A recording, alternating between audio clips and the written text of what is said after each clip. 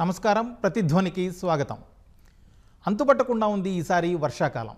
జోరు వానలన్న ఐఎండీ అంచనాలతో హుషారుగా సాగుకి సిద్ధమైన రైతన్నలకు అసలేం అర్థం కాని పరిస్థితి. మే నెలలోనే ముందస్తుగా వర్షాలైతే వచ్చాయి, కానీ ఆ తర్వాత మాత్రం వరుణుడి జాడ లేకుండా పోయింది. సాధారణ కంటే మించిన వానలన్న మాట అటుంచితే జూన్లో 33% లోటు వర్షపాతం అంటున్నాయి గణాంకాలు. పంటలు ఎండిపోతున్నాయి, రైతుల్లో ఆందోళన పెరిగిపోతుంది. ఆంధ్రప్రదేశ్, తెలంగాణ రెండు రాష్ట్రాల్లోనూ ఇదే పరిస్థితి. మరి నైరుతికి ఏమైంది? వర్షాలన్నీ ఎటుపోయాయి? అసలు మనం వాతావరణాన్ని ఎంతవరకు అర్థం చేసుకోగలుగుతున్నాం? ఖచ్చితమైన వాతావరణ అంచనాలు రూపొందించడంలో ఎదుర్కొంటున్న సవాళ్ళేంటి? ఈ అనిశ్చిత పరిస్థితులను ఎలా ఎదుర్కోవాలి? పరిష్కారాలు, ప్రత్యామ్నాయాలు ఆలోచించే ముందు అర్థం చేసుకోవాల్సిన అంశాలేంటి? ఇదే అంశంపై నేటి ప్రతిధ్వని. మన చర్చలో పాల్గొంటున్నవారు ప్రొఫెసర్ విఠల్ మూర్తి గారు, వాతావరణ అధ్యయనవేత్త, అలాగే ప్రొఫెసర్ శ్రీకుమార్ గారు, ప్రముఖ పర్యావరణవేత్త, ప్రొఫెసర్ నరసమ్మ గారు, assistant professor, IIT Tirupati, civil and environment engineering విభాగంలో నిపుణులు. ముందుగా విఠలమూర్తి గారు, ఈ ఏడాది నైరుతి ఋతుపవనాలు ముందుగానే ఎందుకు వచ్చాయి? అసలు ఆ తర్వాత వాటి కదలిక ఎందుకు మందగించింది? నైరుతి ఋతుపవనాలు అనుకున్న దానికంటే ముందరగా రావటం అనేటువంటిది లానీనా ప్రభావం వల్ల వచ్చింది. వీటిని టెలి కనెక్షన్స్ అంటారు. బ్రెజిల్లో ఉన్నటువంటి హై ప్రెషర్, లో ప్రెషర్లకు లోనబడి అక్కడ హై టెంపరేచర్స్ కానీ లో టెంపరేచర్స్ కానీ వచ్చినప్పుడు దాన్ని ఎల్నీనో అని, లానీనో అని స్పానిష్ భాషలో పిలుస్తారు. ఆ ఎల్నీనో ఉన్నప్పుడు మనకు వర్షపాతం బాగా తక్కువగా ఉంటుంది. లానీనా ఉన్నప్పుడు వర్షపాతం ఎక్కువగా ఉంటుంది. ఈ సంవత్సరం లానీనా ఇయర్ అండి. అందువల్ల వర్షపాతం బాగానే ఉంటుంది, ఎవరు కంగారు పడాల్సిన అవసరం లేదు. ఎటొచ్చి ఏమిటి అంటే వీటిలో కొన్ని వ్యాగరీస్ ఉంటాయి. మాన్సూను ఎప్పుడు కూడా ఒకే రకంగా ఉండదు. మాన్సూన్లో ఒకసారి బాగా యాక్టివ్ మాన్సూన్ ఉంటుంది, ఒకసారి ఏమో బ్రేక్ మాన్సూన్ అంటారు, అది ఉంటుంది. ఇవి కొన్ని విషయాల మీద ఆధారపడి ఉంటుంది.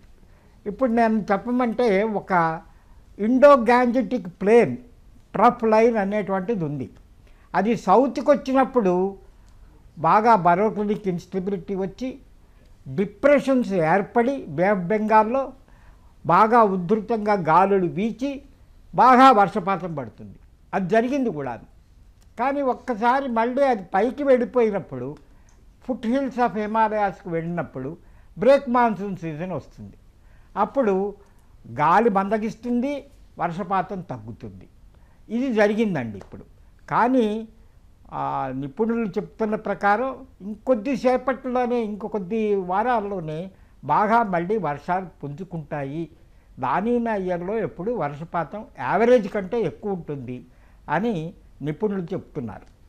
విఠలమూర్తి గారు, ఇప్పుడు చూస్తే ఆల్రెడీ జూలై వచ్చేస్తుంది 2-3 రోజుల్లో. ఇలాంటి పరిస్థితుల్లో ఇప్పటివరకు కూడా దాదాపుగా పెద్దగా వర్షపాతాలు ఎక్కడ లేవు, ఎక్కడో అరకొర చినుకులు తప్ప.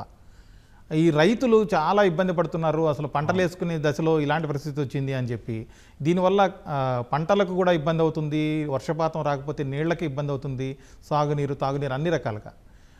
ఎట్లా ఇంతకుముందు గతంలో ఇట్లాంటి అనుభవాలు ఎప్పుడైనా ఉన్నాయా? వర్షపాతం లానీనా వచ్చినప్పుడు లేట్ అయ్యి ఆ తర్వాత మాత్రం సరైన వర్షపాతం నమోదవడం అలాంటివి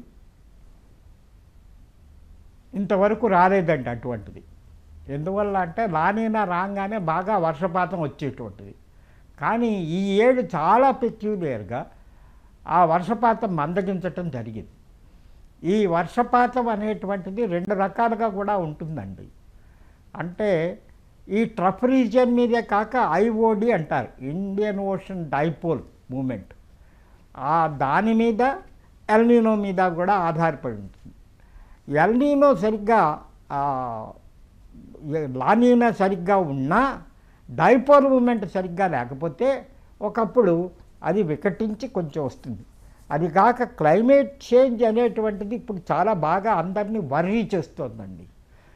కాలుష్యం ఎక్కువ అవుతుంది, టెంపరేచర్స్ ఎక్కువ అవుతున్నాయి. అందుకని ఒక్కసారి ఏమవుతుందంటే పడితే వాన దబాటు వానలాగా పడిపోతుంది. మాన్సూన్ రెయిన్ ఎప్పుడు కూడా పొద్దున్న వస్తే సాయంత్రం వరకు చక్కగా పడుతూ ఉంటుంది. అటువంటిది ఇప్పుడు ఒక దబాటు వానలాగా పడిపోతుంది. మళ్ళీ ఎండ బాగా ఉంటుంది, ఎండకి భరించలేనటువంటి ఎండ ఉంటుంది మాన్సూన్లో అని చెప్తున్నారు. అసలు మనం టెంపరేచర్స్ కనుక చూసినట్టయితే మేలో ఎక్కువ ఉండి టెంపరేచర్ తగ్గిపోయి అక్టోబర్లో కొంచెం ఎక్కువకి వచ్చి ఇట్లా ఉండేదన్నమాట. ఈసారి టెంపరేచర్లు జులై వచ్చినా తగ్గలేదు. దానికి కారణం ఏమిటి అంటే క్లైమేట్ చేంజ్ అని కొంతమంది అంటున్నారు. ఇంకా విశ్లేషించవలసినటువంటి అవసరం ఉందండి. కానీ నా అభిప్రాయం ప్రకారం ఆగస్టు నెలలో ఖచ్చితంగా వర్షాలు బాగా పడతాయి. Okay sir. శ్రీకుమార్ గారు, ఇప్పుడు ఋతుపవనాల గమనం, వర్షపాతాల్లో హెచ్చుతగ్గుల్లో గందరగోళానికి సముద్ర ఉష్ణోగ్రతలు, అక్కడ పరిస్థితులు, వీటికి ఏంటి సంబంధం? అవి ఎలాంటి పాత్ర పోషిస్తాయి? మాన్సూన్ అనేది బేసికల్గా సముద్ర ఉష్ణోగ్రతల మీద, భూమికి సముద్రానికి మధ్య ఉన్నటువంటి ఉష్ణోగ్రతలో వ్యత్యాసం మీదే ప్రధానంగా ఆధారపడి ఉంటుందండి. అంటే మనం సమ్మర్ సీజన్లో మేలో తీసుకున్నప్పుడు కానీ మార్చి నుంచి మే మధ్య సముద్రం బాగా వేడెక్కటం వల్ల జనరల్గా మనకేం జరుగుతుందంటే సముద్రం మీద అంటే మనకి పీడనాల పరంగా మాట్లాడితే భూమి బాగా వేడెక్కి భారత భూభాగం అంతా కూడా బాగా వేడెక్కినప్పుడు అక్కడ లో ప్రెషర్ రీజియన్ ఫామ్ అవుతుందండి, అల్పపీడనం. అదే సమయంలో మనకి సముద్రం మీద అధిక పీడనం ఏర్పడుతుంది. దీని కారణంగా ఏమవుతాయంటే సముద్రాలపై నుంచి ముఖ్యంగా ఇండియన్ ఓషన్లో west side of the sea బాగా వేడెక్కటం, eastern side of the sea చల్లబడినప్పుడు అక్కడి నుంచి వాటర్ వేపర్ అంతా కూడా మన భూభాగం మీదకి వచ్చి ఈ మాన్సూన్ సీజన్ రాగానే ప్రెసిపిటేషన్ అంటాం, దాన్ని రెయిన్ అంటారు. ఇది చక్కగా మనకి భూమి మీద వర్షపాతంగా నమోదవుతూ ఉంటుంది. ఇందాక మూర్తి గారు చెప్పినట్టుగా మనకి మాన్సూన్ సీజన్లో ఏం జరుగుతుందంటే ఇది స్ప్రెడ్ ఓవర్ ఏ పీరియడ్, ఒక ముసురు అంటాం మనం. ముసురు బట్టి 2 రోజులు 3 రోజులు కంటిన్యూస్గా మనకు వర్షపాతం పడేటువంటి పరిస్థితులు ఉండేవి. ఈ సముద్రం అనీవెన్, ఉదాహరణకి అరేబియా సముద్రం ఇప్పుడు వేడెక్కుతుందండి. అలాగే ఇండియన్ ఓషన్లో ఇప్పుడు మనం అనుకున్నట్టుగా ఎలినినో లానినో ప్రభావం తీసుకున్నట్టయితే ఈ లానినో ప్రభావం కారణంగా ఈ సంవత్సరం మనకు వర్షాలు యాక్చువల్గా ఎక్కువగా ఉండాలి. కానీ ప్రీ మాన్సూన్ రావటం వల్ల ఏం జరిగిందంటే ఈ ప్యాటర్న్స్ అంటాం మనం, లోకల్గా ఉండేటువంటి ప్యాటర్న్స్ మన ఇండియన్ ఓషన్ డైపోల్ కానీ, వెస్ట్రన్ ఘాట్స్ అంటాం పశ్చిమ కనుమలు కానీ, హిమాలయాల పైన ఉన్నటువంటి ఆ మంచు కానీ, ఇవన్నీ కూడా ఫ్యాక్టర్స్ అండి. అయితే మన ఇండియన్ మెట్రలాజికల్ డిపార్ట్మెంట్ యొక్క మోడల్ తీసుకున్నట్టయితే అమెరికన్ గవర్నమెంట్ యొక్క మోడల్ కన్నా కూడా మనది 30% మోర్ యాక్యురేట్ అండి, ఇంకా వాళ్ళకన్నా కూడా. కానీ ఇలాంటి పరిస్థితుల్లో కూడా మనం ఎందుకు విఫలమయ్యాం? మాన్సూన్ ప్రిడిక్షన్ జరిగింది అంటే పూర్తిగా మాన్సూన్ విఫలమైనట్టు కాదు. రైతు సోదరులు గుర్తుపెట్టుకోవాల్సింది ఖచ్చితంగా మనకు రాబోయే రోజుల్లో మాన్సూన్ అనేది మనకి చాలా బాగా ఉండబోతుంది. జూలై 15 నాటికి కానీ భారతదేశం మొత్తం కూడా ఈ మాన్సూన్ విస్తరించదండి. కాబట్టి ఈ దృష్ట్యా చూసుకున్నట్టయితే సముద్రంలో వచ్చేటువంటి మార్పులు, ప్రపంచవ్యాప్తంగా పసిఫిక్ ఓషన్లో కానీ అరేబియన్ సీలో కానీ వచ్చే మార్పులు, వీటిని చాలా సున్నితమైనటువంటి మార్పులు. ఖచ్చితంగా ఇవి వాతావరణం యొక్క మాన్సూన్ ప్యాటర్న్స్ మీద చాలా ప్రభావం చూస్తాయండి. ఒక ఫ్యాక్టర్ కాదనమాట, మల్టిపుల్ ఫ్యాక్టర్స్ ఉన్నాయి. దీనికి క్లైమేట్ చేంజ్ కారణం, అలాగే గ్లోబల్ వార్మింగ్ కూడా కారణం. కాబట్టి దీని మీద విస్తృతమైనటువంటి అధ్యయనం, ఇంకా ఇన్వెస్ట్మెంట్ కూడా చేయాల్సిన అవసరం ఉందండి. లోకల్ డేటా సెంటర్స్ అంటాం, రెయిన్ఫాల్ యొక్క ప్యాటర్న్స్ కానీ, విండ్ ప్యాటర్న్స్ కానీ, తర్వాత టెంపరేచర్ ప్యాటర్న్స్ని కానీ చాలా ప్రతి 50 స్క్వేర్ కిలోమీటర్స్కి కూడా డేటా పూలప్ చేసుకోవాలండి. ఇది మనకి మినిస్ట్రీ ఆఫ్ ఎర్త్ సైన్సెస్ వాళ్ళు ట్రై చేస్తున్నారు. భవిష్యత్తులో నేను అనుకోవటం ఇంకొక 2 దశాబ్దాల్లో మన ఇండియన్ మెట్రలాజికల్ డిపార్ట్మెంట్ దీన్ని చాలా యాక్యురేట్గా చేయగలుగుద్దని అనుకుంటున్నానండి. శ్రీకుమార్ గారు, ఇప్పటికైనా నమ్మకం పెట్టుకోవచ్చా వర్షాలు వస్తాయని, లేకపోతే ఊరించి ఉసూరు అనిపించింది అని ఫీల్ అవ్వాల్సి ఉంటుందా? అంటే మనం నమ్మకం పెట్టుకోవచ్చు కానండి, ఇక్కడ ఏమవుతుందంటే క్రాప్ ప్యాటర్న్ సీజన్స్ తీసుకుంటే మనకి జూన్ టు సెప్టెంబర్ ఉన్నటువంటి ఈ సౌత్ వెస్ట్ మాన్సూన్ ఏదైతే మనం చెప్తాం నైరుతి ఋతుపవనాలు అనేది భారత భూభాగం మీద 75% ఆఫ్ ద రెయిన్ఫాల్ మన దీని మీద డిపెండ్ అవుద్ది. మన వ్యవసాయం కూడా మొత్తం దీని మీదే ప్రధానంగా ఉంది.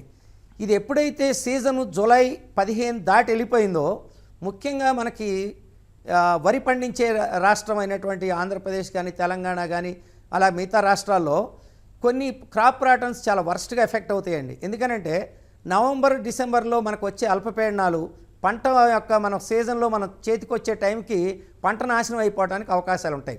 తర్వాత ఈల్డ్ కూడా మారిపోద్దండి టెంపరేచర్ని బట్టి. సో ఐడియల్ సీజన్ ఏంటంటే జూన్ ఎండింగ్ నాటికి నారు మళ్ళీ పెట్టాలి, జూలై మొదటి నాటికి నారు పోసి మనకు వరి నాట్లు అయిపోవాలి. కాబట్టి ఇది కొంచెం ఒక 3 వీక్స్ డిలే అయ్యే పరిస్థితులు కనిపిస్తున్నాయండి. కానీ వర్షపాతం నార్మల్గా ఉండొచ్చు. మనకి Crop season అన్ప్రెసిడెంటెడ్ రెయిన్ఫాల్ అంటాం. డబాటు వాన, కుండపోతు వాన, మన యావరేజ్ లెక్కలు బాగానే ఉంటాయండి. 600 మిల్లీమీటర్ల వర్షపాతం కవర్ అవుద్ది. కానీ అది ఎన్ని రోజుల్లో కురిసింది, స్ప్రెడ్ ఓవర్ రెయిన్ఫాల్ అంటాం. కనీసం 120 రోజుల సీజన్లో 60 రోజులు 2.5 మిల్లీమీటర్ నుంచి 5 మిల్లీమీటర్ల కనీస వర్షపాతంతో నమోదు కావాలి. కానీ ఇప్పుడు మనకేం జరుగుతుందంటే సీజన్లో 30 నుంచి 40 రోజుల్లోనే మొత్తం 600 పైన మిల్లీమీటర్ల వర్షపాతం నమోదవుతుంది. ఇది ప్రమాదకరమైనటువంటి పరిస్థితులండి. దీనికి కారణం మీరు నేను కాదు, ఎవరు కాదు. మనకి ప్రపంచవ్యాప్తంగా వస్తున్నటువంటి క్లైమాటిక్ చేంజెస్, అలాగే ఈ ఫారెస్ట్ రిమూవ్ చేయటం, తర్వాత ఓపెన్ డిసిఫికేషన్, బర్నింగ్, ఇవన్నీ చాలా కారణాలు ఉన్నాయండి. నరసమ్మ గారు సో ఆశాజనకంగా ఉండొచ్చు, రైతులు నిరాశ చెందాల్సిన అవసరంలా. Okay sir. నరసమ్మ గారు, ఐఎండి గత కొన్నేళ్లుగా చూస్తే వాతావరణం సంబంధించి ఖచ్చితమైన సమాచారం ఇవ్వాలి అనే ఉద్దేశంతో చాలా కొత్త కొత్త టెక్నాలజీలు అన్నింటినీ సమకూర్చుకుంటుంది. అయినా కూడా ఎక్కడో తేడా వస్తుంది, అంచనాలు ఎక్కడ తప్పుతున్నాయంటారు? షూర్ అండి. సో దీనికి కూడా కొన్ని ఫ్యాక్టర్స్ ఉన్నాయి that we need to consider. So although IMD is doing it's best, అంటే అంటే చాలా పాయింట్ ఆఫ్ వ్యూలో అది అంచనా వేసి చెప్తున్నప్పటికీ మనం ఎక్కడో కొన్ని మైక్రో పాయింట్ అనాలిసిస్ అనేవి మిస్ చేస్తున్నాం అనమాట. దాంట్లో ఫస్ట్ వచ్చేసి మోడల్ రిజల్యూషన్ లిమిటేషన్స్ అని ఒకటి ఉంటుందండి. సో అంటే ఐఎండి అనేది అంటే they still might not capture micro climate changes in small areas. So ఏంటంటే మనం ఒక టెంపరేచర్ని కానీ క్లైమేట్ కండిషన్స్ కానీ అనలైజ్ చేసి చెప్పేటప్పుడు మనకు చిన్న ఏరియాస్ నుంచి కూడా ఇన్ఫర్మేషన్ అనేది వెరీ మచ్ రిక్వైర్డ్ అనమాట. So one of the main reasons ఏంటంటే మోడల్ రిజల్యూషన్ లిమిటేషన్స్. అది కానీ మైక్రో క్లైమేటిక్ కండిషన్స్ని మనము సరిగా క్యాప్చర్ చేయకపోవడం, అనలైజ్ చేయకపోవడం అనేది ఒక రీజన్ ఉంటుంది. అండ్ ఇంకొక పాయింట్ మీరు ఇంపార్టెంట్గా చూసుకోగలిగితే there are couple of points. Data gaps అంటే ఏంటంటే limited ground based weather stations. మన ప్రీవియస్ పర్సన్ చెప్పారు, స్పీకర్ చెప్పారు, మనకు శ్రీకుమార్ గారు సార్ చెప్పారనమాట. Limited ground based weather stations మనకు ఎస్పెషల్లీ ఇన్ ఇంటీరియర్ డిస్ట్రిక్ట్స్ అది లేకపోవడం వల్ల అంటే ఏంటంటే మనం డేటా యాక్యురేట్గా తీయలేకపోతున్నాం అండ్ యాక్యురేట్గా అనలైజ్ చేయలేకపోతున్నాం. డేటా అసిమిలేషన్ అనేది చాలా వరకు అది హ్యాంపర్ చేస్తుంది అనమాట. So that is another reason అండి. And then sometimes depend on satellite data, sometimes misses ground realities. So this is something because ఇవన్నీ కూడా ఏంటంటే కంప్యూటర్ బేస్డ్ ఆపరేషన్స్ ఉంటాయి. గ్రౌండ్ రియాలిటీస్ని కూడా sometimes it misses a lot. So that is one of the reasons. And most important reasons మన ఇద్దరు చెప్పారు, మన previous speakers, rapid climate variability. దీనికి ఇక్కడ నేను ఒక ఇంపార్టెంట్ ఎగ్జాంపుల్ చెప్పాలనుకుంటున్నాను అండి. ఎంత ర్యాపిడ్గా మనకు క్లైమేట్ అనేది చేంజ్ అవుతుంది. మనము although we are in developing country and then developing states ఎంత మిస్ చేస్తున్నాం అనేది. Suppose I don't know how many people know about this. ఇది వేస్ట్ వాటర్ ట్రీట్మెంట్ ప్లాంట్స్ అని మనకు state level state governments, central level central governments అనేవి operate చేస్తూ ఉంటాయి అన్నమాట. సో మనకున్న వేస్ట్ వాటర్ ట్రీట్మెంట్ ప్లాంట్ని ఈచ్ అండ్ ఎవ్రీ యూనిట్ నుంచి కూడా లాట్ ఆఫ్ మీథేన్ గ్యాస్ అంటే గ్రీన్ హౌస్ గ్యాసెస్ ఎమిషన్ అనేది గ్రీన్ హౌస్ గ్యాసెస్ అనేవి ఎమిట్ అవుతూ ఉంటాయి అన్నమాట లార్జ్ ఎక్స్టెంట్లో. So that is one of the major reasons for climate. I mean it also contributes for climate change అనమాట.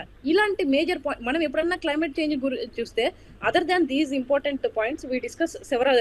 ఏవైతే మనకు బిగ్గర్ పిక్చర్లో కనిపిస్తాయో వాటిని మాత్రం హైలైట్ చూస్తాం. కాబట్టి ఇలా స్మాల్ కూడా పెద్దగా కాంట్రిబ్యూట్ చేస్తున్నా అనే దాన్ని మనం కంప్లీట్గా నెగ్లెక్ట్ చేస్తున్నాం అనమాట. ఫర్ ఎగ్జాంపుల్ ఇప్పుడు నేను చెప్పినట్టు వేస్ట్ వాటర్ ట్రీట్మెంట్ ప్లాంట్స్ నుంచి వచ్చే గ్యాసెస్ కానీ, అండ్ దెన్ దట్ మనం చాలా హ్యాపీగా ఫీల్ అవుతున్నాం. వీ మూవ్ టు ఈ వెహికల్స్ ఈ వెహికల్స్ మూవ్ అయ్యాము. దెర్ ఆర్ నో ఎమిషన్స్ అనేటివి కూడా.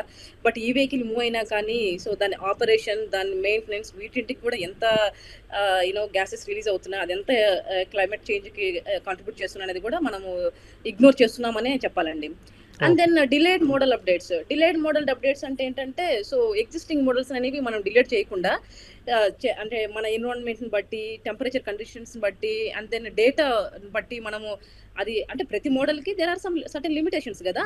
సో దాన్ని మనము అన్నిటికీ అదే మోడల్ అప్లై చేయడం వల్ల sometimes we may not get the results that we are expecting. So that is one thing. అది కూడా మనము కన్సిడర్ చేయాలి ఈ క్వశ్చన్కి. అండ్ లాస్ట్ వచ్చేసి communication and interpretation gaps. Even when forecast are accurate, the message may not reach farmers, fisher man and rural areas and time. ఇంకోటి మనం ఏ message అయినా కానీ అక్కడ ఉన్న layman, most of the people are layman, వాళ్ళకి ఎలా అర్థమయ్యే పద్ధతిలో చెప్తున్నాము. సో అదైతే ఖచ్చితంగా మిస్ అవుతుందండి మన మన తెలుగు స్టేట్స్ లో. వాళ్ళకి ఇన్ఫర్మేషన్ సరిగ్గా రీచ్ అవుతుందా లేదా, వాళ్ళు దాన్ని అనలైజ్ చేసుకోగలుగుతున్నారా లేదా, దాని ప్రకారంగా వాళ్ళు వాళ్ళ పంటలు ప్లాన్ చేసుకుంటున్నారా లేదా అనేది. So that is something again missing point here. So ఇవన్నీ కూడా very much needed points that we need to consider. Vithalamurthy garu, ఇంతకుముందు మీరు మాట్లాడుతున్నారు ఈసారి ల్యానినో వచ్చింది కాబట్టి కొంచెం లేట్ అయినా కానీ తగిన వర్షపాతం నమోదవుతుంది అని అన్నారు. కానీ ఒక డేటా ప్రకారం చూస్తే నైరుతి ముందుగా వచ్చిన ప్రతిసారి కూడా సగటు వర్షపాతం లేకపోతే ఆ సీజన్లో వర్షాలు పడే రోజుల సంఖ్య చాలా తక్కువగా ఉందని తెలుస్తుంది. అసలు ఎందుకు ఇలా జరుగుతుంది? అది స్టాటిస్టికల్గా కొంతమంది చెప్తున్నప్పటికీ ఇక్కడ ఏ విధంగా దాన్ని ఆలోచించి చూడాలి అంటే ఈ టీవీ కనెక్షన్స్ ఎలా వస్తున్నాయి అనేటువంటిది చూడాలండి. ఇది 1400 నుంచి వాళ్ళు స్టాటిస్టికల్గా చేశారు. చేసిన తర్వాతే వాళ్ళు వచ్చిన కంక్లూషన్ ఏమిటి అంటే లానీనా వచ్చినప్పుడు యావరేజ్ ప్రెసిపిటేషన్ ఎప్పుడూ కూడా ఎక్కువ ఉంటుంది. యావరేజ్కి ప్రెసిపిటేషన్ ఆ ఇయర్లో బాగా ఎక్కువగా ఉంటుంది అని.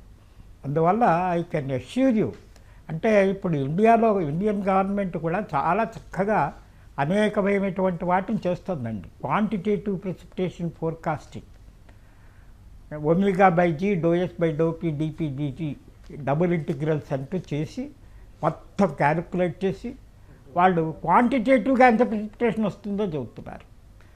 అలా అంటే 16 పారామీటర్ మోడల్ అని ఒకటి చేస్తారు. దాది నా తర్వాత చెప్పినటువంటి స్పీకర్స్ చాలా చక్కగా విశదంగా చెప్పారు. దానివల్ల మంది మోర్ యాక్యురేట్గా ఉందన్నమాట. యూరోపియన్ మోడల్స్ కంటే, అమెరికన్ మోడల్ కంటే కూడా మనం చెప్తున్నటువంటి మోడల్ బాగా క్లియర్గా ఉంటుంది. ఇవన్నీ కూడా చూసినట్టయితే ఇంతకు ముందర స్టాటిస్టికల్గా కొన్ని చోట్ల ఇట్లా కనిపించినప్పటికీ అనేక చోట్ల 2007లో ఒకటి, 1997లో ఒకటి, 97, 98లో లానీనా ఎల్నీనో 2 వచ్చారు.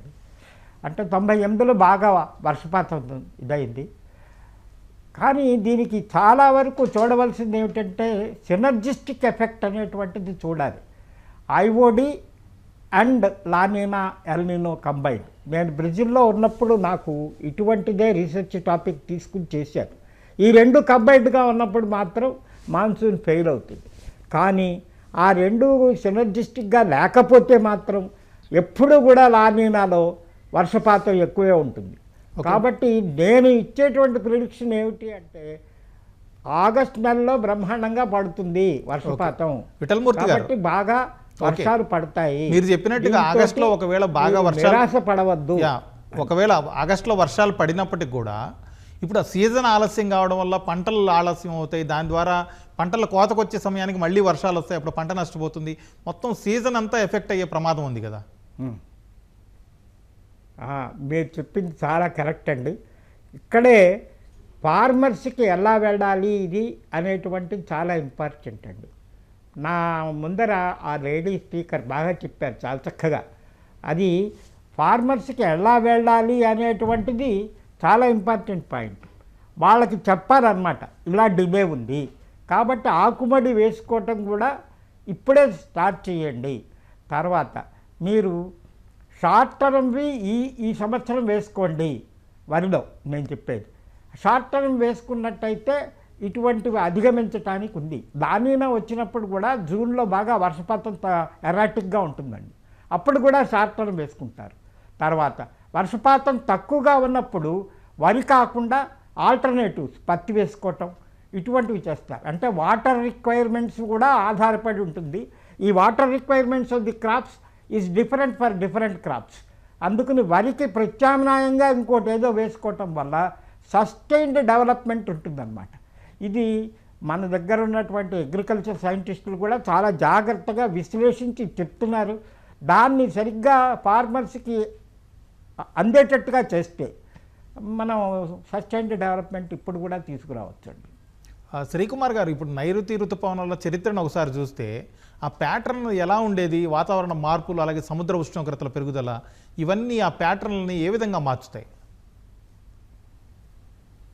ఇప్పుడు మన ఇండియన్ మెటీరియలాజికల్ డిపార్ట్మెంట్కి వచ్చి 150 సంవత్సరాల చరిత్ర ఉందండి. మనకి బ్రిటిష్ ఇండియా నుంచి కనుక తీసుకుంటే మనకి గతంలో ఏముండేదంటే ప్రతి డిస్ట్రిక్ట్ కలెక్టర్ ఆఫీస్లో కూడా ఒక రెయిన్ కలెక్టర్ సెంటర్, అంటే మనం డిస్ట్రిక్ట్ కలెక్టర్, ఎంఆర్ఓస్, తహసీల్దార్తో ఉండేవి. అక్కడ ఆ రెవెన్యూ డివిజన్ ఆఫీస్ దగ్గర నుంచి ప్రతి ఆ పాత రోజుల్లో కూడా నేను చెప్పేది, వాళ్ళు వర్షపాతాన్ని కానీ టెంపరేచర్ని కానీ రికార్డు చేసి ఆ బ్రిటిష్ టైంలోనే మనకు పంపించడం జరిగింది.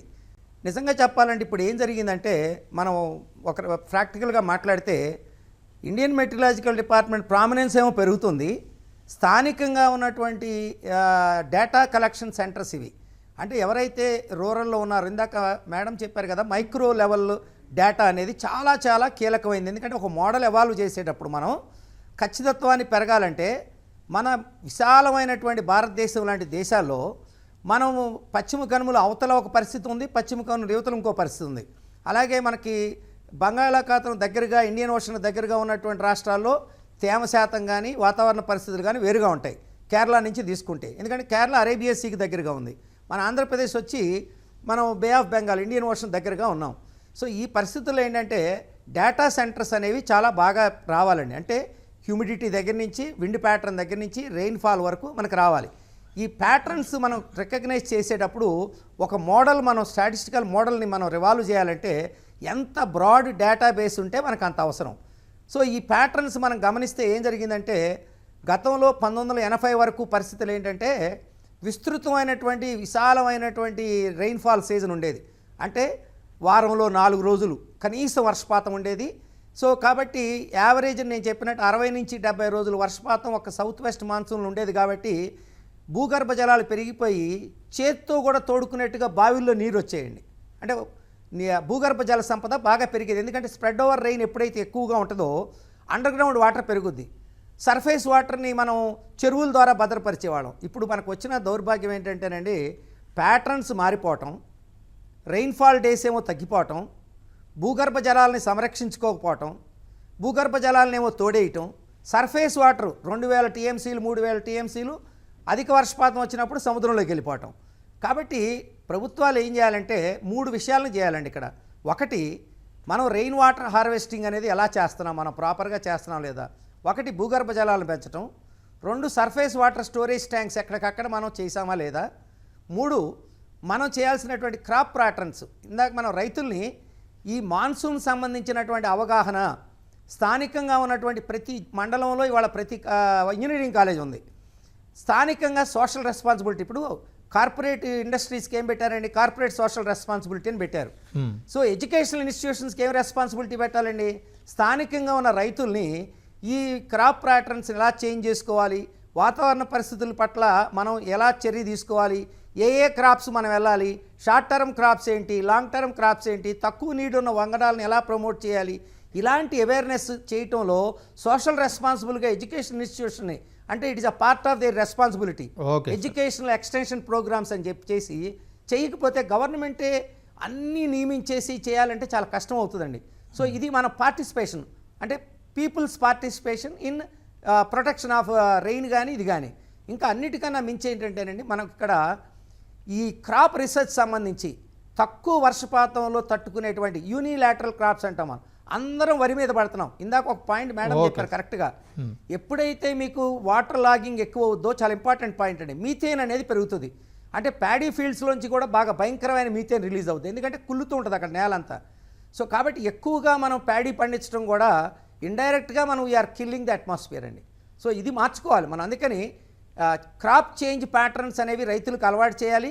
సీజన్స్ని గమనించుకుని విత్తనాలు అందుబాటులో ఉండాలండి. వాళ్ళు ఏంటంటే వర్షం రాగానే గబగబా వేసేస్తున్నారు. ఇప్పుడు అదే జరిగింది కృష్ణా జిల్లా వెస్ట్ కృష్ణా నల్గొండలో. ఒక నిమిషం అండి, అది పత్తి విత్తనాలు వేశారు, ఇప్పుడు మొలకలు రాక ఇబ్బంది పడిపోతున్నారు రైతులు, వాళ్ళు నష్టానికి గురవుతారన్నమాట. ఇది సోషల్గా చాలా పెద్ద ప్రాబ్లం అవుతుంది, ప్రభుత్వానికి అవుతుంది, సమాజానికి కూడా, మన జీడిపి కూడా విచ్ఛిన్నం అయ్యే పరిస్థితి ఉంటుందండి. నరసమ్మ గారు, ఇప్పుడు ఋతుపవనాలు అలాగే వర్షాలు ఇవన్నీ టైంకి రాకపోవడం వల్ల దీనికి కారణం సముద్ర ఉష్ణోగ్రతల పెరుగుదల ఒక్కటే అవుతుందా, లేకపోతే ఇతరత్ర అంశాలు ఏమైనా ఉన్నాయా? లేదండి. మనము ఓన్లీ సీ సర్ఫేస్ టెంపరేచర్ వల్లనే ఇదంతా జరుగుతుంది అనుకోవడం అయితే మాత్రం అది మన మూర్ఖత్వం అవుతుంది. There are certain important factors that contributes to this. ఒకటొచ్చేసి atmospheric conditions, oceanic conditions, land based factors, ఇవన్నీ కూడా మనము ప్రాపర్‌గా అర్థం చేసుకుంటేనే మనము దీనికి సరైన సమాధానం చెప్పగలం. జస్ట్ సీ సర్ఫేస్ టెంపరేచర్ మాత్రం ఎఫెక్ట్ చేస్తుందని మాత్రం అనుకోకూడదు. ఫర్ ఎగ్జాంపుల్ ఇంతకుముందు స్పీకర్ చెప్పారు ఇండియన్ ఓషన్ డైపోల్ అనేది. ఇండియన్ ఓషన్ డైపోల్ ఏంటంటే జనరల్‌గా ఏంటంటే ఏ పాజిటివ్ ఐఓడి అనేది సపోర్ట్స్ మాన్సూన్ రెయిన్‌ఫాల్ అనమాట. వైల్ ఏ నెగెటివ్ వన్ సప్రెసెస్ రెయిన్‌ఫాల్ అనమాట. సో ఈ టర్మినాలజీస్ కానీ దీని యొక్క డేటా కానీ మనం ప్రాపర్‌గా అర్థం చేసుకొని క్విక్‌గా రియాక్ట్ అవుతున్నామా లేదా? సో అంటే క్విక్ రెస్పాన్స్ వీటికి. ఎందుకంటే ఈ పారామీటర్స్ అనేవి చాలా క్విక్‌గా చేంజ్ అవుతూ ఉంటాయన్నమాట. సో అంటే ఇది 1 అవర్ స్టాండర్డ్‌గా ఉంటుంది, 2 అవర్స్ స్టాండర్డ్‌గా ఉంటుంది, అలాగే ఏమి ఉండదు. దాన్ని క్విక్ వేరియేషన్ బట్టి మనం కూడా క్విక్ రెస్పాన్స్ చూసి క్విక్ మేనేజ్మెంట్ స్కిల్స్ మనకున్నాయా అన్నది ఒకటి, ఆ పాయింట్ ఒకటి చూసుకోవాలండి. ఇంకోటి జెట్ స్ట్రీమ్స్ అని ఉంటాయన్నమాట. అదేంటంటే the tropical eastern jet stream and sub tropical west jet streams ఉంటాయట. ఈవెనంటే దీస్ టర్మినాలజీస్ అంటే ఇవేంటంటే strongly influence the onset and distribution of monsoon rains అనమాట. So onset and distribution of monsoon rain ఫాల్స్ని ఈ జెట్ స్ట్రీమ్స్ అనేవి ఇవి కూడా చాలా ఎఫెక్ట్ చేస్తుంది అనమాట. సో ఇవి కూడా మనం ప్రాపర్ అండర్స్టాండింగ్ చేసుకొని దాని తగ్గట్టు మనం రియాక్ట్ అవుతున్నామా లేదా. So this is one important parameter we have to understand. And ఇంకొకటి చూస్తే land ocean temperature constant. So this is something very important, land ocean temperature constant. ఇందాక మీకు చెప్పేటప్పుడు టెంపరేచర్ క్లైమేట్ చేంజ్ వేరియేషన్లో చాలా డిఫరెంట్ ప్లేసెస్ నుంచి వచ్చే గ్యాసెస్ని మనం గ్రీన్ హౌస్ గ్యాసెస్కి క్లైమేట్ చేంజ్కి కాంట్రిబ్యూట్ చేస్తున్నాయని మనం అకౌంట్ చేసుకోవడం లేదని చెప్పాము. అలాగే ఇప్పుడు ఓషన్ టెంపరేచర్ కూడా చాలా క్విక్గా వేరీ అవుతుంది కదండి. Lot of solid waste is there in the oceans and seas, right? Lot of solid waste మనం చూస్తున్నాము. సో ఇవన్నీ కూడా ఆ ఓషన్ యొక్క చాలా ఆల్టర్ చేస్తుంది అక్వాటిక్ స్పీసీస్ కండిషన్స్ లేకుంటే obviously that ocean temperature will vary, right? So ఇవన్నీ పాయింట్స్ మీద మనం కన్సిడర్ చేయడం లేదు అండ్ మనం యాక్షన్ కూడా తీసుకోవడం లేదు. అండ్ ల్యాండ్ అంటారా, so there are n number of pollutants. ఒకప్పుడున్న పొల్యూటెంట్స్ ఇప్పుడున్న pollutants are completely different and every day every hour new pollutants are entering in to the environment, I mean land generated in the land and entering in to the environment.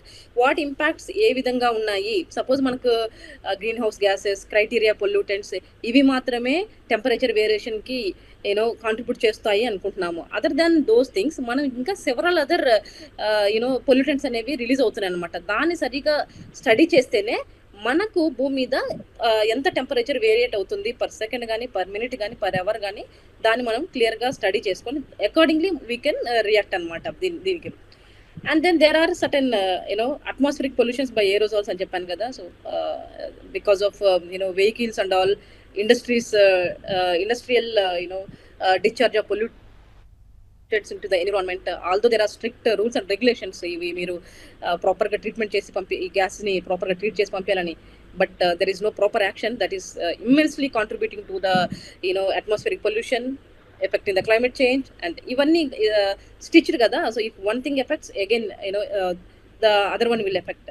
So అవి ఆ factors కూడా మనం consider చేయాలి. Just sea level variation వల్ల వచ్చేవి factors అనుకోకూడదు. And soil moisture and evapotranspiration అండి, last point let me add. This is very important. Again సాయిల్లో మాయిశ్చరే లేకుంటే ఫార్మర్స్ ఎక్కడికండి వెళ్తారు? సో సాయిల్ మాయిశ్చర్ దెబ్బతినడానికి dry conditions, so climate change అవ్వడం వల్ల సాయిల్లో మాయిశ్చర్ కంటెంట్ తగ్గిపోతుంది. And at the same time మనం చాలా పొటెన్షియల్ కెమికల్స్ అనేవి మనము సాయిల్లో అంటే భూమిలో వదిలేయడం వల్ల అబ్జార్ప్షన్ జరిగిపోయి బయో అబ్జార్ప్షన్ జరిగిపోయి అవన్నీ కూడా మీరు ఎంత టెక్నిక్స్ ఏం యూస్ చేసినా కానీ we are unable to get the life of the soil back అనమాట. సో మనము ఇప్పుడు మనకు ఏమంటారు ఫర్టిలైజర్స్ మనం ఏమైతే యూస్ చేస్తున్నామో అవి ఫర్టిలైజర్స్ చాలా కాన్సన్ట్రేటెడ్, చాలా స్ట్రెంత్ ఉన్న ఫర్టిలైజర్స్ అవి. Even the farmer doesn't know that ఎంత కాన్సన్ట్రేషన్ యూస్ చేయాలి, ఎలా యూస్ చేయాలి అని తనకి ఎడ్యుకేట్ చేస్తేనే తన సాయిల్ తను కాపాడుకోగలడు. సో ఇవన్నీ కూడా మనం ఫార్మర్ లెవెల్లో ఎడ్యుకేట్ చేయాలి. And at the same time ఇప్పుడు నేను చెప్పిన టెక్నికల్ పాయింట్స్ అన్ని మనం ఎప్పటికప్పుడు మనం అప్డేట్ అవుతూ ఉండాలి, వాటికి తగ్గట్టు మనం రియాక్ట్ అవుతూ ఉండాలి. సో ఒక్కటే రీజన్ ఉంది, దానివల్లే మనము సరిగ్గా మనము ఐఎండి డేటా మీద డిపెండ్ అవ్వడం లేకపోతున్నాం అనేది that's not the right way of coming to judgement అండి. ఓకే. విఠలమూర్తి గారు, ఇప్పుడు మీరు చెప్పినట్టుగా ఇంతకుముందు ఆగస్టులో వర్షాలు వస్తాయి అంటున్నారు. ఇప్పుడు పరిస్థితులు బట్టి చూస్తే ఆగస్టులో వర్షాలు వస్తే ఒకవేళ ముందే కనుక రైతులను మనం అప్రమత్తం చేసుంటే ఏ విధంగా నష్టాన్ని నివారించే అవకాశం ఉండేది? ఇప్పుడు ఆగస్టులో వర్షాలు రావడం వల్ల ఈ సీజన్లో పంటలకు, రైతులకు ఎలాంటి నష్టం జరిగే అవకాశం ఉంది? అంటే ఇప్పుడు ఒక రకమైన వరి వంగడాలు, వరి చాలా ఇంపార్టెంట్ కదండి ఆంధ్రప్రదేశ్కి. అందుకనే ఎటువంటి వరి వంగడం వెయ్యాలి అనేటువంటిది ప్యాటర్న్ ఆఫ్ రెయిన్ఫాల్ మీద ఆధారపడి ఉంటుంది. ఈ ప్యాటర్న్ ఎట్లా వస్తుందో ఆవిడ చాలా చక్కగా చెప్పారు. అనేకమైనటువంటి సాయిల్ కండిషన్స్ కూడా వేరీ అయిపోతున్నాయి. సాయిల్ మాయిశ్చర్ వేరీ అవుతుంది, ఎవాపో ట్రాన్స్పిరేషన్ వేరీ అవుతుంది. ఇటువంటి కండిషన్స్లో ఎటువంటి వంగడాలు వెయ్యాలి, దానికి ఇక్రిసాట్ రీసెంట్గా ఏదో ఒక వంగడాన్ని రిలీజ్ చేసిందండి, 24-25 అని, R24-25. దానికి క్రాప్ లైఫ్ పీరియడ్ తగ్గింది, దాని ఈల్డ్ పెరిగింది. అటువంటివి రీసెర్చ్లో రావాలి. వాటి వల్ల మనకి సస్టైనబుల్ డెవలప్మెంట్ వస్తుంది. తర్వాత వీటిలో ఎక్కువగా చీడపీడల్ని తట్టుకుంటాయి కనుక ఎక్కువ ఫర్టిలైజర్స్, ఇన్సెక్టిసైడ్స్ వాడాల్సినటువంటి అవసరం ఉండదన్నమాట. ఇవి ఎక్కువగా వాడటం వల్లే మనకి సాయిల్ కొంచెం దెబ్బతింటోంది, దాని ఆరోగ్యం దెబ్బతింటోంది. ఆ విధంగా కూడా చూసినట్టయితే ఇప్పుడు ఈ ఎక్కువ పారామీటర్స్ వాడటంలో కూడా ప్యాటర్న్ ఆఫ్ రెయిన్ఫాల్ దేని మీద ఆధారపడి ఉంటుంది అనేటువంటిది see surface temperature, land surface temperature మీద ఆధారపడి ఉంటుంది. మాన్సూన్ అనేది వైడ్ కనుక ఇప్పుడు ఈస్టర్లీ జెట్ స్ట్రీమ్ ఒకటి, వెస్టర్లీ జెట్ స్ట్రీమ్ ఒకటి, సొనాలి జెట్ స్ట్రీమ్ ఒకటి, పిండేటర్ జెట్ ఒకటి, ఇవన్నీ కూడా ఏ పద్ధతిలో వస్తున్నాయి, దాని మీద ప్యాటర్న్ ఎలా చేంజ్ అవుతుంది అనేటువంటిది ఆల్రెడీ NCMR-WF అని ఉందండి, national centre for medium range weather forecasting. వాళ్ళు చాలా కేర్ఫుల్గా చూసేది ఏమిటి అంటే డే టు డే కంటే కూడా మీడియం రేంజ్లో ఒక వారంలో రెయిన్ఫాల్ ప్యాటర్న్స్ ఎట్టా ఉంటాయి ఏమిటి, ఇది అగ్రికల్చర్కి సంబంధించినటువంటిదే. దానికి అగ్రికల్చర్ వాళ్ళు అటువంటివి చేసి ఇస్తారండి. అట్లాగే ఇక్రిసాట్ కూడా వరి వంగడాల మీద వాటి మీద ఆధారపడుతుంటుంది. ఆవిడ చెప్పింది చాలా కరెక్ట్. ఇప్పుడు చాలా వరకు సాయిల్ మాయిశ్చర్ ఇది ఎక్కువ ఎక్సెస్ ఫర్టిలైజర్స్ వాడటం కూడా మంచిది కాదండి. అది సరిగ్గా సరైన మోతాదులో వాడాలి. వీటన్నిటికీ మంచి అవగాహన ఉండాలండి. అటువంటి వాళ్ళని ట్రైన్ చేసేటువంటి ఇన్స్టిట్యూట్స్ కొన్ని ఉంటే చాలా బాగుంటుంది. వాటర్ రిక్వైర్మెంట్స్ ఆఫ్ క్రాప్స్ అనేటువంటిది చాలా ఇంపార్టెంట్. యూజ్ ఆఫ్ ఫెర్టిలైజర్స్ చాలా important. Use of insecticides and pesticides in what proportion you have to use. తర్వాత బర్నింగ్ ఆఫ్ ది వేస్ట్, అదిగో మీథేన్ గ్యాస్ చాలా ఎక్కువగా వస్తుందని, వరల్డ్లో సెకండ్ పొజిషన్లోకి వచ్చేస్తున్నామని. మరి ఈ మీథేన్ గ్యాస్ చాలా సీరియస్ పొల్యూటెంట్. శ్రీకుమార్ గారు, ఇప్పుడు ఒకవేళ ఈ భారతదేశం లాంటి వ్యవసాయ ఆధారిత దేశాల్లో ఈ విధంగా వానలు లేట్ కావడం, సీజన్ లేట్ కావడం అనేది ఏ విధమైన హెచ్చరికలు చేస్తున్నట్టుగా భావించవచ్చు? ఇవి మనం ప్రధానంగా వర్ష ఆధారిత పంటలు, రెండు వ్యవసాయ ఆధారితమైనటువంటి దేశం మంది. ప్రధానంగా అగ్రికల్చరల్, మన ఎకానమీ, మనం ఇండస్ట్రియల్ దాని మీద కన్నా కూడా వ్యవసాయ ఆధారిత పరిశ్రమలు, వ్యవసాయం మీద మనం ఎక్కువ ఉన్నామండి. ఇక్కడ మనకి జరిగే లోటుపాట్లు ఏంటంటే స్వాతంత్ర అనంతరం కూడా మనం కన్సిడర్ చేస్తే యూనిక్ క్రాప్ ప్యాటర్న్ అంటాం మనం. అంటే గ్రీన్ రెవల్యూషన్ తర్వాత శ్రీమతి ఇందిరాగాంధీ గారి ఎరువుల్ని అన్నిటిని ఇంట్రడ్యూస్ చేసిన తర్వాత రైతులు ఎక్కువ ఈల్డ్ తీసుకోవాలి, సంవత్సరానికి 2 పంటలు 3 పంటలు తీయాలనేటువంటి ఆదుర్దాలో హై ఈల్డ్ వెరైటీస్ రావటం, పొట్టి రకం వంగడాలు రావటం. దీంట్లో మనం ఏం చేసామంటే ఒక ప్రాంతం అంతా కూడా ఒకే రకమైన క్రాప్ను పండించడానికి అలవాటైందండి. అంటే వెస్ట్రన్ ఇండియాలోనేమో వీటు పండించడం, అలాగే మనకి ఈస్టర్న్ పార్ట్ వచ్చేసరికి ఆంధ్ర, తెలంగాణ, బెంగాల్, ఒరిస్సా ఇవన్నీ కూడా రైస్ కల్టివేషన్లోకి వెళ్ళటం. ఇలా యూనిక్ క్రాప్ ప్యాటర్న్ వల్ల ఏమైందంటే సాయిల్ కాంపోజిషను, సాయిల్ కూడా దెబ్బతినిపోయింది. కొన్ని సంవత్సరాల పాటు, అంటే 40-50 సంవత్సరాల నుంచి మనం ఒకే రకమైన ప్యాటర్న్లో ఉన్నాం. కాబట్టి ఇది ఇలాగే కొనసాగితే ఏమవుతుందంటే కేవలం రిజర్వాయర్లు మనం సర్ఫేస్ వాటర్ మీద ఇరిగేషన్ ఆధారపడి ఒకప్పుడు వర్షాధారిత పంటల్ని రన్ చేసుకుని మనకి ఇప్పుడు మన ఇక్రిసాట్ చెప్పింది 45 రోజుల్లో వచ్చే రాగి పంటని మిల్లెట్స్ భారతదేశంలో ఎక్కువగా మిల్లెట్స్ ఎక్స్పోర్ట్ అనమాట. మనం అతిపెద్ద దేశంగా ఉండేవాళ్ళం. ఇవాళ పరిస్థితి ఏంటంటే మిల్లెట్స్ మనం డౌన్ అయిపోయి మళ్ళీ మిల్లెట్స్ని మనం సేవ్ చేసుకోవాల్సిన పరిస్థితి వచ్చింది.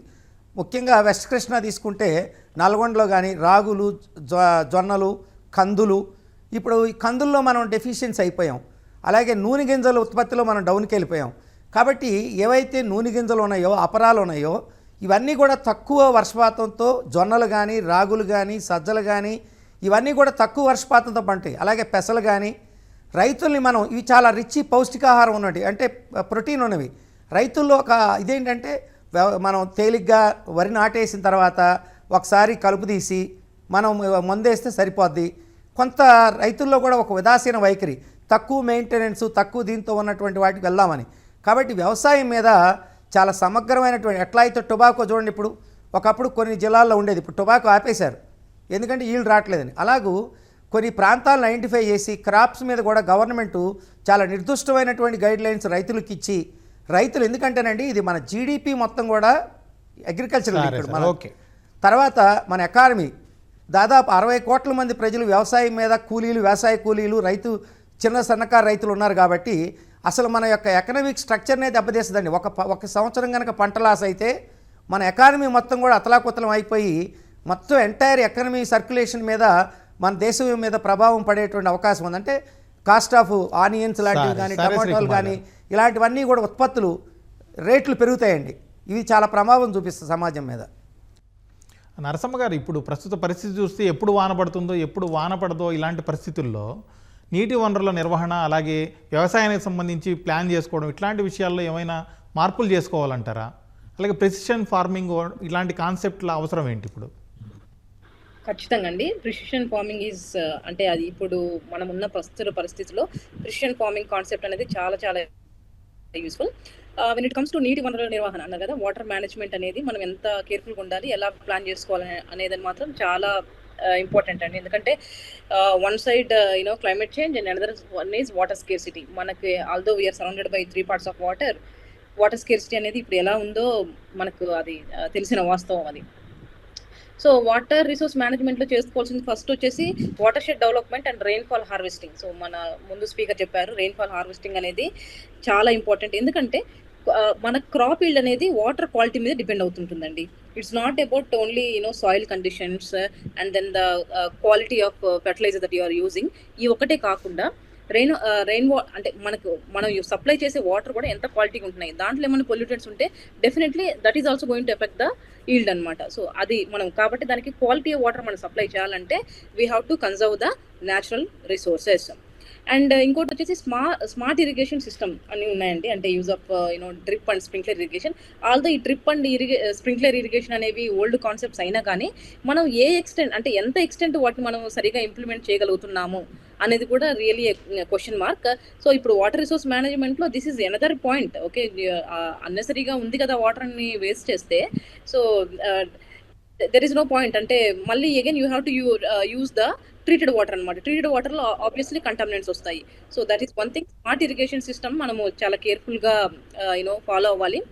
And then there is one more important concept, that is interlinking of water bodies. So ఇది ఎంత అంటే నేను స్కూల్ లెవెల్లో ఉన్నప్పటి నుంచి కూడా lot of research is going on in this concept, interlinking water bodies. ఈ ఇంటర్లింకింగ్ వాటర్ బాడీస్లో ఎలా ఉంటుందంటే link tanks, lakes and canals to reduce wastage and storage excess rain water effectively. So ఇవన్నీ కూడా మనం పర్ఫెక్ట్గా మనం చిన్న చిన్న వాటర్ బాడీస్ నుంచి very big sources of water bodies వరకు కానీ కేర్ఫుల్గా కనెక్ట్ చేసుకోగలిగితే that is one wise way of water resource management అంటామండి. So that is one thing. And then crop water budgeting అంటారు. క్రాప్ వాటర్ బడ్జెటింగ్ అంటే so ఆ real time weather conditions బట్టి మనం ఏ క్రాప్ వేసుకోవాలి, ఎలా ఇరిగేషన్ ప్లాన్ చేసుకోవాలి. So that is something again ఇది ఎలా పాసిబుల్ అవుతుందంటే again you have to educate the farmer, you have to educate the system. So ఇది క్రాప్ వాటర్ బడ్జెటింగ్ అనేది కూడా మనము ఆ కండిషన్స్ బట్టి దాన్ని బట్టి ఇప్పుడు మీరు అన్నారు కదా ప్రిసిషన్ ఫార్మింగ్ అనేది. ఈ ప్రిసిషన్ ఫార్మింగ్ అనేది సో ఇన్ దిస్ వే ఈ విధంగా మనకు చాలా హెల్ప్ఫుల్ అవుతుంది అనమాట. ఫార్మర్కి అన్ని విధాలుగా హెల్ప్ఫుల్ అవుతుంది. వాటర్ కండిషన్స్ ఎలా ఉన్నాయి, సాయిల్ కండిషన్ ఎలా ఉంది, పర్టికులర్ ఏరియా తీసుకుంటే ఆ డేటా మొత్తం రియల్ టైం మానిటర్ చేస్తూ బాగా చదువుతూ every second or every minute అంటే టైం బేసిస్ మీద ఎలా సాయిల్ కండిషన్స్ చేంజ్ అవుతున్నాయి, ఎలా వాటర్ క్వాలిటీ చేంజ్ అవుతుంది, నువ్వు యూజ్ చేసిన ఫర్టిలైజర్ వల్ల అది ఎంత ఇంపాక్ట్ చూపిస్తుంది అనే డేటా అనే ఇన్ఫర్మేషన్ అనేది మీకు క్విక్గా పాస్ చేస్తుంది. దాన్ని బట్టి మీరు ఇమీడియట్గా యూ కెన్ రియాక్ట్ అనమాట. మీరు దాన్ని బట్టి మీరు స్టెప్స్ తీసుకోవచ్చు అనమాట. క్రాప్ చేంజ్ చేసుకోవడమా, లేకుంటే ఇంకా ఏదైనా మోడిఫికేషన్స్ టెక్నికల్ వేలో మోడిఫికేషన్ చేసుకోవడమా. So precision farming is really important. Okay madam. So that is one thing. చెప్పండి మేడం, చెప్పండి. So I would like to add few points in precision farming. ఎలా ప్రిసిషన్ ఫార్మింగ్ అప్రోచ్ ఎలా మనకి ఉపయోగపడుతుంది అనేది. So it's mainly software analysis లాగా అనుకోండి, అంటే లేమన్ లాంగ్వేజ్లో చెప్పాలంటే. దీంట్లో మనం sensors and IoT devices use చేస్తాం అనమాట. Sensors and IoT devices use చేయడం వల్ల ఏంటంటే we can continuously monitor soil moisture. అంటే సాయిల్లో ఎంత మాయిశ్చర్ ఉంటుంది, ఎంత పెరుగుతుంది, ఎంత మన సరౌండింగ్స్ ఎన్విరాన్మెంట్ బట్టి టెంపరేచర్ బట్టి ఎలా సాయిల్లో మాయిశ్చర్ కంటెంట్ వేరీ అవుతుంది, ఎవోపర్ ట్రాన్స్పోర్షన్ ఎంత జరుగుతుంది, న్యూట్రియంట్స్ లెవెల్స్ ఎలా ఉన్నాయి. So that is very important for every crop. మనకి ఎంత న్యూట్రియంట్స్ ఇంపార్టెంట్, ఈవెన్ క్రాప్స్ కూడా అంతే కదండి. న్యూట్రియంట్స్ లెవెల్స్ ఎలా, నువ్వు వేసిన ఫర్టిలైజర్ వల్ల, మీరు సప్లై చేసిన వాటర్ వల్ల న్యూట్రియంట్స్ లెవెల్స్ ఎలా మారుతున్నాయి, టెంపరేచర్ ఎలా చేంజ్ అవుతుంది అనేది మొత్తం ఒక guide. It will guide fertiliser application అనమాట. So sensors and IoT devices కూడా అనేది one of the important IoT. And then satellites and drone surveillance, GIS mapping, data driven decisions, resource efficiency. So ఇవన్నీ concept ఏంటంటే మనకు precision farming లో వస్తుంది. Lot of research is going on and institutions like IITs and some other CSR fundings కూడా దీని మీద research చేయడానికి చాలా ఫండింగ్ అనేది ఇస్తుందండి. సో ఫార్మర్స్ అనే వాళ్ళని మనం ఈ పాయింట్ ఆఫ్ వ్యూలో ప్రిసిషన్ ఫార్మింగ్ అనే పాయింట్ ఆఫ్ వ్యూలో ఎడ్యుకేట్ చేస్తే we are going to see a lot of change అనమాట. సరే మేడం, ఓకే. విఠలమూర్తి గారు, ఇప్పుడు వాతావరణ అంచనాలు ఖచ్చితంగా ఉండాలంటే ఏఐ కానీ లేకపోతే మెషిన్ లెర్నింగ్ ఇలాంటి వాటిని ఎంతవరకు ఉపయోగించుకోవచ్చు అంటారు? ఆల్రెడీ ఐఎండిలో ఈ 16 పారామీటర్ మోడల్ అలాంటివన్నీ తీసుకొచ్చి బాగానే ప్రిడిక్షన్ చేయగలుగుతున్నారు. నౌకాస్టింగ్ అనేటువంటిది కూడా వాళ్ళు యాడ్ చేశారు. అందువల్ల చాలా బాగా ఒక విధంగా చేస్తున్నట్టే. కానీ సడన్ చేంజెస్ రావటం వల్ల వాతావరణం బాగా చేంజ్ అయిపోతూ ఉంటుంది. అది కాక ఆవిడ చెప్పినట్టుగా ఇప్పుడు పొల్యూషన్స్ చాలా ఇంపార్టెంట్ అయిపోయిందండి. పొల్యూషన్స్ ఎక్కువ అవటం వల్ల యాసిడ్ రెయిన్స్ వస్తున్నాయి. యాసిడ్ రెయిన్ వచ్చింది అంటే చాలా వరకు చాలా నష్టం వాటిల్లుతుంది. అందుకని రెయిన్ వాటర్లో కూడా అసలు మెజర్ చేసి how much is the pH, what is the content level of the pollutants which are coming in the rain water, ఇది చాలా ఇంపార్టెంట్ అయిపోయింది. అది కాక వాటర్ రిక్వైర్మెంట్స్ ఆఫ్ క్రాప్స్ గురించి కూడా చాలా రీసెర్చ్ జరగాల్సినటువంటిది ఉంది. ఏ క్రాప్కి ఎంత కావాలి, తర్వాత ఈ వాటర్ షెడ్ మేనేజ్మెంట్లో వాటర్ని ఎలా డిస్ట్రిబ్యూట్ చేయాలి, ఎప్పుడు ఎంత ఇవ్వాలి, ఇటువంటిదంతా కూడా అగ్రికల్చర్లో చాలా ఇంపార్టెంట్ అండి. ఎటువంటి క్రాప్ వేయాలి, ఎటువంటి వాటర్ ఇవ్వాలి, how much is the water requirement and what is the water supply, and there should be a balance between these two. Then only you will have a healthy crops.